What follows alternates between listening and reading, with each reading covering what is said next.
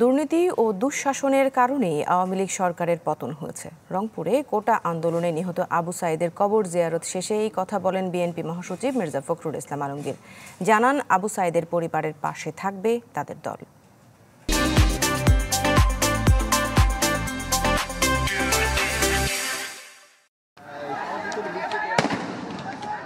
কোটা সংস্কার আন্দোলন চলাকালে ১৬ জুলাই পুলিশের গুলিতে রংপুরে প্রাণ যায় বেগম রোকেয়া বিশ্ববিদ্যালয়ের ইংরেজি বিভাগের ছাত্র আবু সাঈদের।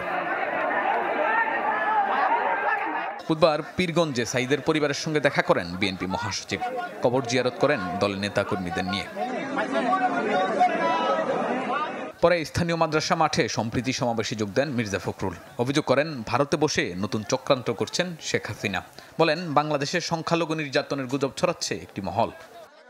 শহীদদের আত্মত্যাগ তখনই সফল হবে যদি আমরা সেই ফ্যাসিবাদের সমস্ত ষড়যন্ত্রকে রুখে দিয়ে সত্যিকার অর্থেই বাংলাদেশকে একটা স্বাধীন মুক্ত রাষ্ট্রে পরিণত করতে পারি। আমি জনগণকে আহ্বান জানাবো যে কোনো চক্রান্তের মধ্যে পা না দিয়ে সকল ব্যক্তি এই ইন্টারিম গভর্নমেন্ট অন্তর্বর্তীকালীন সরকারকে সহযোগিতা করে একটি নির্বাচনের দিকে যাওয়ার ব্যাপারে আমরা সবাই একসাথে কাজ করি।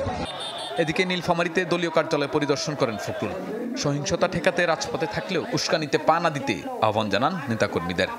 অবস্থান নেবেন সর্বশক্তি দিয়ে, কিন্তু কোন রকম কোন প্রভোকেশনের কাছে আবার পা দেবেন না, তার যোগ দেবেন না, তার চেষ্টা করে প্রভোগ করা আপনারা প্রভোগ করেন না। দেখেছেন যে ইতিমধ্যেই শেখ হাসিনার বিরুদ্ধে খুনের মামলা হয়েছে, 2 জন গ্রেপ্তার হয়েছে এবং এখন অতি অল্প সময়ের মধ্যে যারা খুন করেছে, খুনের সঙ্গে জড়িত তারা সবাই গ্রেপ্তার হবে না আমি বিশ্বাস করি। এদিকে 15ই আগস্ট ঘিরে সহিংসতা বন্ধে রাজধানী ছাড়াও সারা দেশে অবস্থান কর্মসূচি পালন করেছে বিএনপি। শাহনেওয়াজ বাবলু, চ্যানেল 24।